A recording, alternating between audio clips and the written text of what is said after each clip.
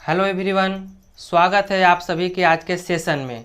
आज यह सेशन बहुत ही महत्वपूर्ण होने वाला है क्योंकि आज हम डिस्कस करने वाले हैं प्रोजेक्ट मेथड की, योजना विधि की।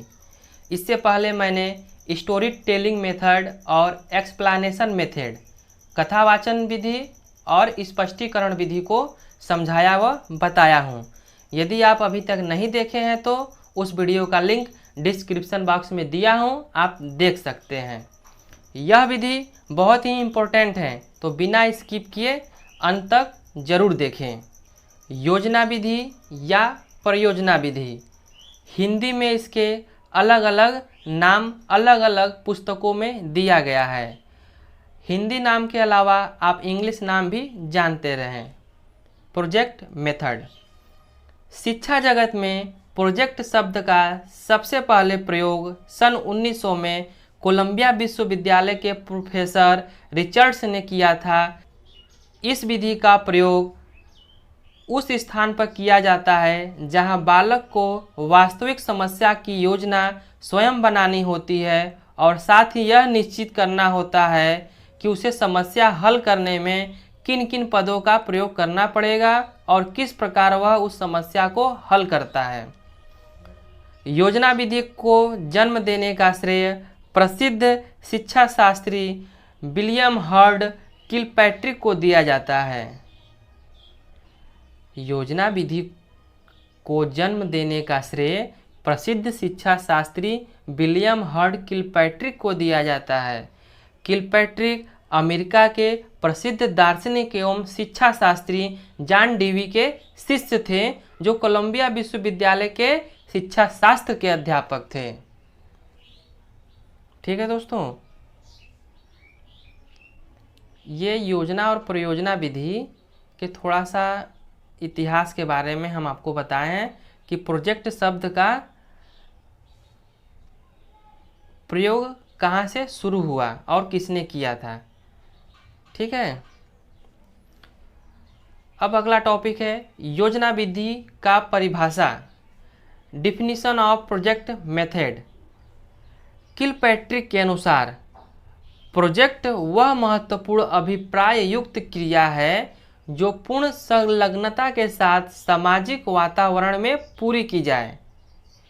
प्रोफेसर बैलार्ड के अनुसार प्रोजेक्ट वास्तविक जीवन का एक छोटा सा अंश है जिसको विद्यालय में प्रतिपादित किया जाता है या संपादित किया जाता है।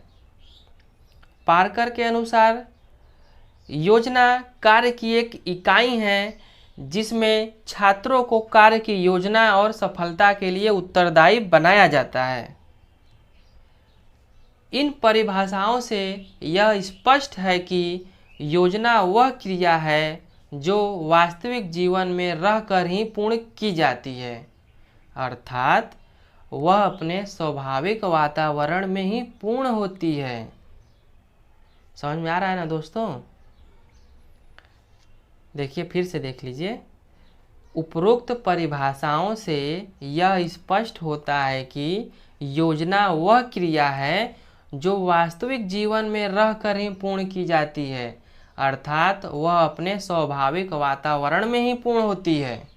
योजना विधि के प्रकार, types of project method. Kilpatrick ने अपनी पुस्तक फाउंडेशन ऑफ मेथड में योजना विधि के 4 प्रकार के प्रोजेक्ट बताए हैं। पहला है रचनात्मक योजनाएं, दूसरा कलात्मक योजनाएं, तीसरा समस्यात्मक योजनाएं और चौथा अभ्यासात्मक योजनाएं। इन 4 प्रकार के किलपैट्रिक ने योजनाएं बताए हैं अपनी पुस्तक फाउंडेशन ऑफ मेथड में। तो अब एक एक पॉइंट की हम चर्चा करेंगे। पहला पॉइंट है रचनात्मक योजनाएं। रचनात्मक प्रोजेक्ट में कार्य भौतिक रूप में होते हैं, अर्थात ऐसे प्रोजेक्ट जिनके विचार अथवा योजना को बाह्य रूप से स्पष्ट किया जाए रचनात्मक प्रोजेक्ट कहलाती हैं। जैसे पत्र लिखना, कुआं खोदना, नाव बनाना, मॉडल। ये सभी रचनात्मक योजनाएं के उदाहरण हैं। दूसरा पॉइंट है कलात्मक योजनाएं। इस प्रकार के प्रोजेक्ट में कलात्मक जागृत की जाती है, अर्थात ऐसे प्रोजेक्ट जिनका प्रयोग सौंदर्यानुभूति हो कलात्मक योजनाएं कहलाती हैं। जैसे गाना सुनना, कहानी सुनना, कविता सुनना, चित्र देखना, संगीत कार्यक्रम प्रस्तुत करना इत्यादि, ये सभी कलात्मक योजनाएं के उदाहरण हैं। तीसरा पॉइंट है समस्यात्मक योजनाएं। इस प्रकार के प्रोजेक्ट में बौद्धिक कठिनाइयों को सुलझाया जाता है, अर्थात ऐसे प्रोजेक्ट जिनमें बौद्धिक कठिनाई अथवा समस्या का हल ढूंढना हो समस्यात्मक योजनाएं कहलाती हैं। जैसे समुद्र में ज्वार भाटा आने के कारण। और चौथा पॉइंट है अभ्यासात्मक योजनाएं। इस योजना का उद्देश्य इस प्रकार के प्रोजेक्ट में विशिष्ट सीखने में विद्यार्थियों की कार्यकुशलता तथा क्षमता में वृद्धि की जाती है, अर्थात इस योजना का उद्देश्य किसी कार्य में दक्षता अथवा उसका ज्ञान प्राप्त करना होता है, जैसे मानचित्र बनाना। ठीक है दोस्तों, इन चारों पॉइंट में कहीं कोई दिक्कत या जो न समझ में आया हो, यदि कहीं भी किसी भी टॉपिक में दिक्कत आ रही है आप लोगों को तो कमेंट बॉक्स में पूछ सकते हैं। अगला टॉपिक है योजना विधि के प्रमुख सिद्धांत, major principle of project method. इसमें पहला पॉइंट है निश्चित उद्देश्य का सिद्धांत। इस सिद्धांत में बच्चे सप्रयोजन क्रियाओं में अधिक रुचि लेते हैं तथा इस विधि में ऐसे प्रोजेक्ट को चुनने पर बल दिया गया है जिससे बच्चे का प्रयोजन पूर्ण होता है। निश्चित उद्देश्य का सिद्धांत। इस सिद्धांत में बच्चे सप्रयोजन क्रियाओं में अधिक रुचि लेते हैं तथा इस विधि में ऐसे प्रोजेक्टों को चुनने पर बल दिया गया है जिससे बच्चों का प्रयोजन पूर्ण होता है। तो प्रयोजन का अर्थ है यहाँ दोस्तों संकल्प, इरादा, निश्चय, आशय, उद्देश्य, विचार इत्यादि से। दूसरा पॉइंट है क्रियाशीलता का सिद्धांत। इस सिद्धांत में करके सीखने पर बल दिया गया है। इसमें बच्चों को किसी प्रोजेक्ट को पूरा करने के लिए स्वयं विचार करने को कहा जाता है। इस क्रिया में बच्चे की कर्म इंद्रियां और ज्ञान इंद्रियां क्रियाशील होती है। कर्म इंद्रियां 5 होती हैं और ज्ञान इंद्रियां भी 5 होती हैं। तो कर्म इंद्रियां हाथ, पैर, मुंह, गुदा और लिंग, ये 5 कर्म इंद्रियां होती हैं और 5 ज्ञान इंद्रियां आँख, कान, नाक, जीभ और त्वचा, ये ज्ञान इंद्रियां होती हैं। ठीक है दोस्तों, समझ में आ रहा है ना? ठीक है। अब तीसरा पॉइंट है वास्तविकता का सिद्धांत। प्रयोजनवादी वास्तविक जीवन को ही भौतिक जीवन मानते रहे हैं। वे किसी भी क्रिया को करने की आज्ञा नहीं देते जिसका संबंध भौतिकता से ना हो। यह सिद्धांत जीवन से जोड़ने का सिद्धांत है। प्रयोगवादी का अर्थ व्यवहारिकता यानी किसी काम की स्वीकार्यता से लगाया जाता है।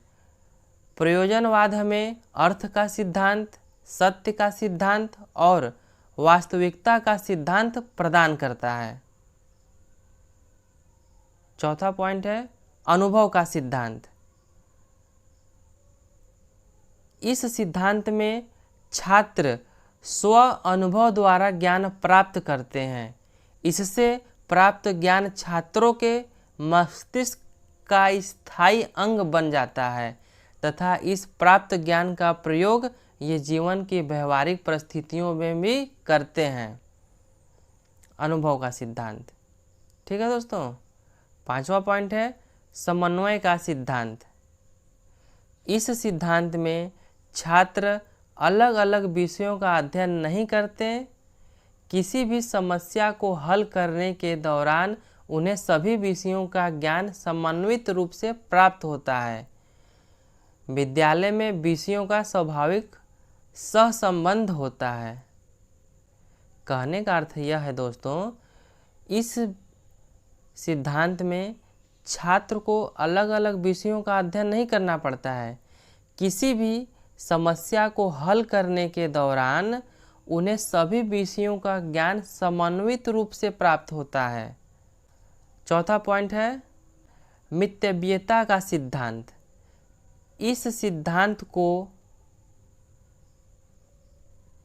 यह सिद्धांत बालक को निर्धारित समय में अपना कार्य पूर्ण करने का आदेश देता है। इस सिद्धांत में यह प्रयास किया जाता है कि छात्रों को अल्प समय में अधिक से अधिक ज्ञान की प्राप्ति हो सके। कहने का अर्थ यह है कि इस सिद्धांत में बालक को निर्धारित समय में अपना कार्य पूर्ण करने का आदेश दिया जाता है। इस सिद्धांत में यह प्रयास किया जाता है कि छात्रों को अल्प समय में यानी थोड़ी समय में, कम समय में अधिक से अधिक ज्ञान की प्राप्ति हो सके। ठीक है दोस्तों। सातवां पॉइंट है सामाजिकता का सिद्धांत। यह सिद्धांत छात्रों में सामाजिकता का भावना का विकास करती है। कोई भी कार्य छात्र मिलजुल कर करते हैं। ऐसा करने से उनमें सामाजिक गुण जैसे सहयोग, संयम आदि का उदय होता है। इस पद्धति में या इस सिद्धांत में सामाजिक क्रिया को महत्व दिया जाता है। योजना विधि के गुण, मेरिट्स ऑफ प्रोजेक्ट मेथड।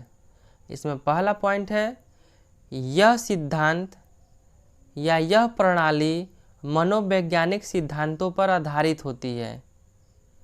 मनोवैज्ञानिक सिद्धांत का अर्थ है मनोवैज्ञानिक सिद्धांत तथ्य आधारित विचार है जो मानव व्यवहार की एक घटना का वर्णन करती है। ठीक है। मनोवैज्ञानिक सिद्धांत क्या है? तो मनोवैज्ञानिक सिद्धांत तथ्य आधारित विचार है जो मानव व्यवहार की एक घटना का वर्णन करती है।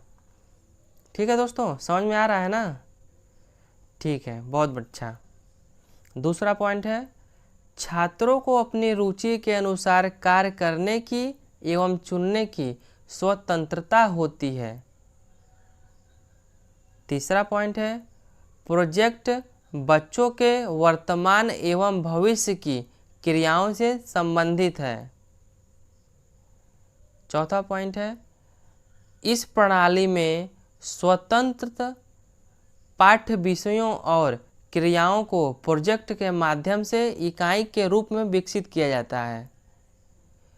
पांचवा पॉइंट है इस विधि में बच्चे किसी प्रोजेक्ट को सामूहिक रूप से पूरा करते हैं। छठा पॉइंट है प्रोजेक्ट को पूरा करने और चुनने में बच्चों को पूरी स्वतंत्रता होती है। सातवां पॉइंट है इस विधि में विद्यालय और घर में सहयोग बना रहता है। ठीक है दोस्तों, तो ये था योजना विधि के गुण, मेरिट्स ऑफ प्रोजेक्ट मेथड। अब बात करते हैं योजना विधि के दोष, डीमेरिट्स ऑफ प्रोजेक्ट मेथड। तो इसमें पहला पॉइंट है इस विधि को बड़े समूह के लिए प्रयोग नहीं किया जा सकता। मतलब कि इस प्रणाली को या इस मेथड को, किसकी बात हो रही है? योजना विधि की। यानी कि योजना विधि की बड़े समूह के लिए प्रयोग नहीं किया जा सकता। दूसरा पॉइंट है शैक्षिक महत्व के प्रोजेक्ट छांटने में बड़ी कठिनाई होती है।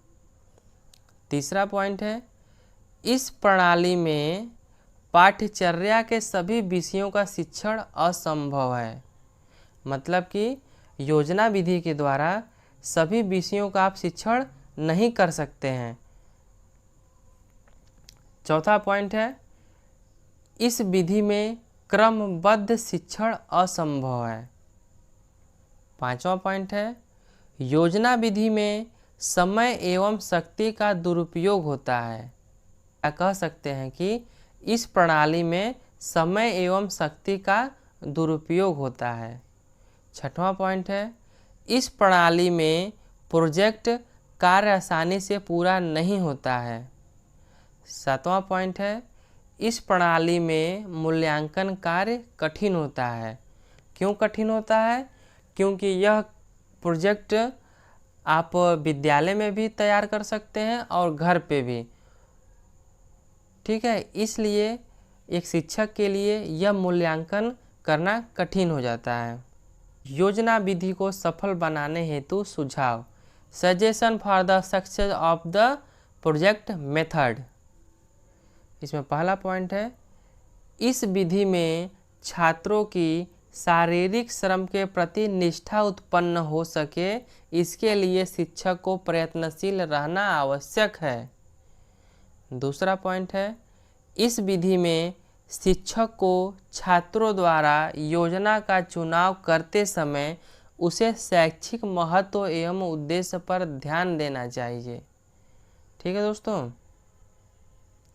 कहने का अर्थ है कि योजना विधि में शिक्षक को छात्रों के द्वारा योजना का चुनाव करते समय, कि छात्र कौन सा योजना का चुनाव करता है, उस समय शिक्षक को ध्यान देना चाहिए तथा उसके शैक्षिक महत्व एवं उद्देश्य को बताना चाहिए। ठीक है। तीसरा पॉइंट है, इस विधि की सफलता के लिए पूर्ण नियोजन होना आवश्यक है।